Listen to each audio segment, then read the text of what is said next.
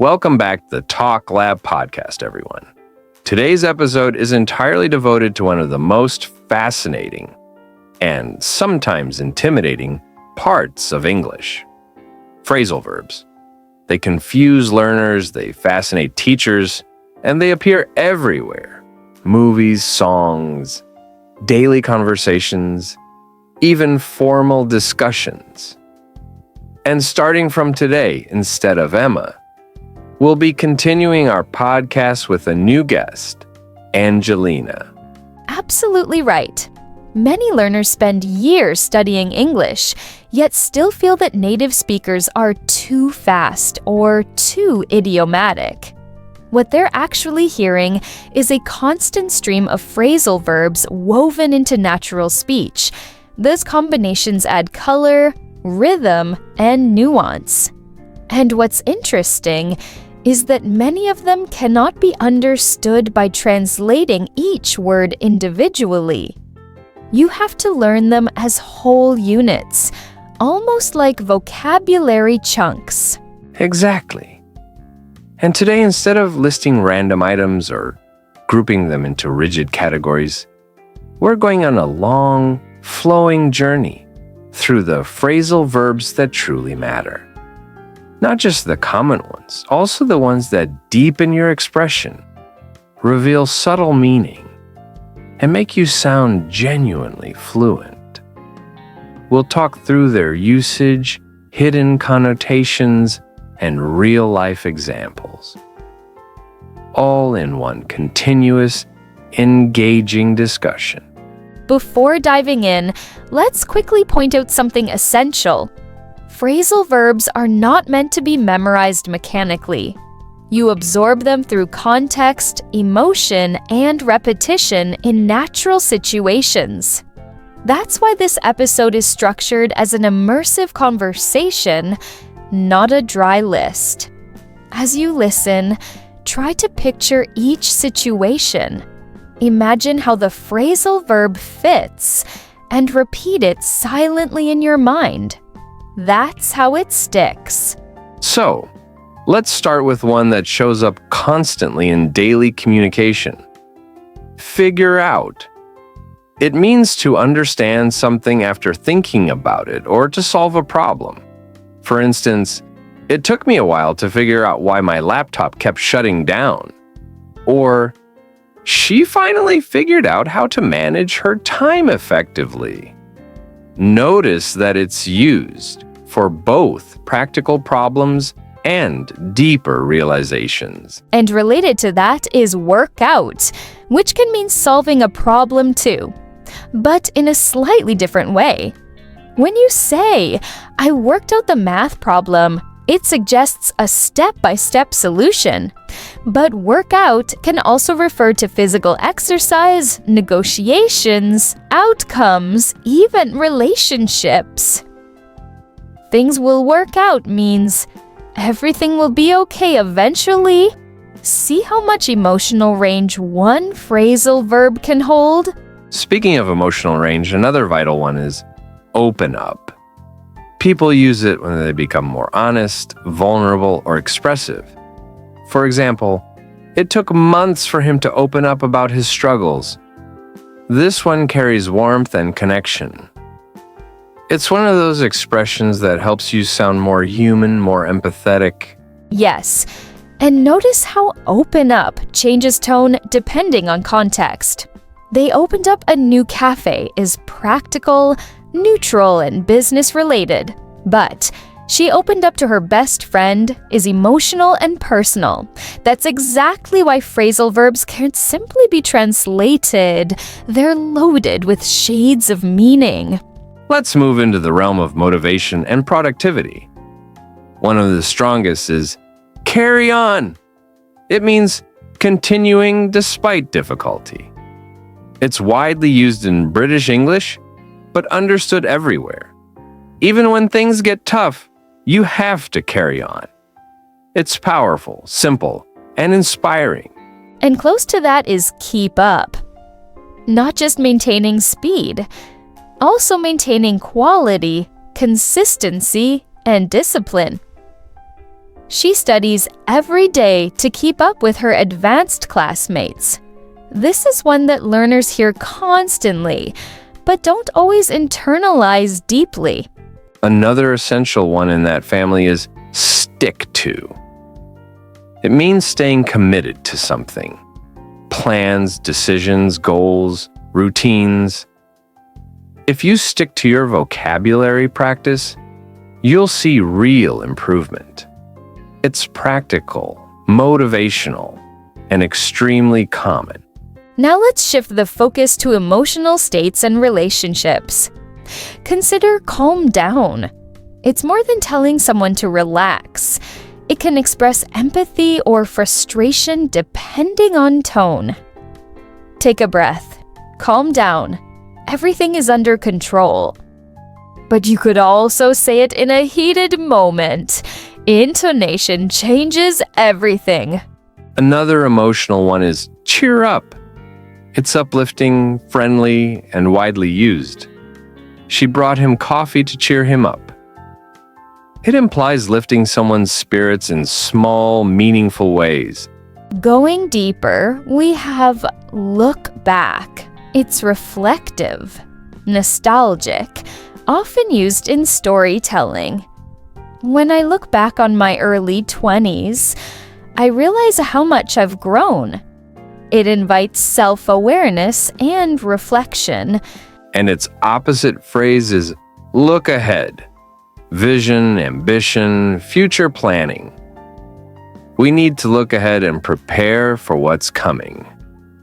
These two together form a beautiful pair, one exploring memory, the other anticipation. Let's explore movement and action now. Head out is a natural one, meaning to leave or depart. We should head out before traffic gets bad. It's more casual and friendly than depart. Another is drop by. It means visiting someone informally, without a strict appointment. Feel free to drop by anytime. It expresses warmth and openness. And closely related is stop by. Very similar, though slightly more neutral. I'll stop by the store on my way home. Now let's talk about phrasal verbs used in problem solving or decision making. Sort out is extremely important. It means organizing, resolving, arranging. We need to sort out the schedule before the event. It's one of the most flexible tools in English communication. Another powerful one is deal with. Learners often replace it with solve, but deal with is broader. It means handling responsibilities, emotions, situations, conflicts, anything. She's dealing with a lot right now. Notice how that doesn't specify details, yet conveys a heavy emotional load. And then there's come up with, meaning to produce an idea or solution. He came up with a new strategy. This phrasal verb is everywhere in workplaces, schools, and brainstorming sessions. Exactly. And one that's often misunderstood is bring up. It means to introduce a topic, not physically lift something. He brought up an interesting point during the meeting. But context can change tone completely. Don't bring that up again. Sounds serious or defensive. That's a great example, Angelina. Because bring up is one of those expressions that quietly carries emotional undertones. Sometimes it softens a conversation, sometimes it sharpens it. And that's why mastering phrasal verbs isn't only about vocabulary. It's also about reading the situation, the relationship, the tone. They function like tiny emotional instruments. Exactly. And that's why I always tell learners not to rush through them. Phrasal verbs are best absorbed through storytelling, listening, observing real conversations. Now, let's build on what we've discussed and explore several that people often hear but rarely understand fully. For instance, run into. This one has multiple meanings. You can run into a problem, meaning you encounter something unexpectedly. Or you can run into a person, meaning you meet someone by chance. I ran into my old professor at the airport. Two completely different contexts, yet the same phrasal verb. And speaking of unexpected moments, a great one to explore is turn out. This verb is incredibly helpful in everyday storytelling. If you say, "It turned out better than I expected," you're describing a surprising outcome. Or, "It turned out he already knew about the plan." There's a sense of revelation, discovery, even irony built into that little phrase. Another rich one is end up. It often describes where decisions eventually lead us, sometimes intentionally, sometimes unintentionally. He ended up studying abroad after all. Or, we ended up eating at a small cafe instead of the fancy restaurant. It expresses how life often unfolds in unexpected ways. Exactly. And while we're on this topic of results and outcomes, let's highlight wind up. Similar to end up, but slightly more dramatic or story-like. They wound up staying awake until sunrise. It paints a vivid picture, almost cinematic. That's the charm of using it. Now, let's shift toward phrasal verbs that describe responsibilities or commitments. Consider take on. It means accepting a task or challenge. She took on a massive project. There's bravery in it, determination. Whereas take over means assuming control or leadership. He took over the department last month. Subtle difference, big impact. Another powerful one in that category is step up. This verb captures courage and initiative. When the team needed help, she stepped up. It signals responsibility and leadership. And the opposite idea is back down. It means withdrawing from a position or argument. He refused to back down. It shows firmness or sometimes stubbornness. Now, let's move into phrasal verbs connected to learning and communication. The core of language development. One of my favorites is point out. It means drawing attention to something important. She pointed out a mistake in the report. It's polite, clear, and extremely common. And complementing that is go over. It means reviewing or examining in detail. Let's go over the lesson again. Teachers use it, managers use it, students use it. It's everywhere. And then we have look into, which means investigating or exploring. We'll look into the issue. Professional, neutral, useful. Another crucial one for learners is pick up. This is fascinating because it means learning without formal study. He picked up the language by living in the country. It expresses natural, intuitive learning.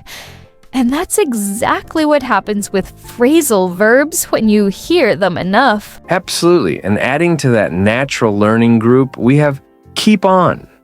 It means continuing repeatedly. If you keep on practicing, you'll see real progress. Simple, rhythmic, motivational. Speaking of motivation, push through is such an encouraging phrase. It describes continuing despite obstacles. She pushed through the challenges and finished her work. It suggests resilience, perseverance. And sometimes the opposite. Taking a break is necessary. Which brings us to slow down. Not just physically. It can mean reducing stress, reconsidering speed, regaining balance. Sometimes you need to slow down and think. Let's look at some phrasal verbs that describe transformation or internal shifts. Grow out of is a lovely one. It means leaving behind habits or interests. He grew out of his fear of speaking. Emotional evolution captured in 3 simple words. A related one is move on.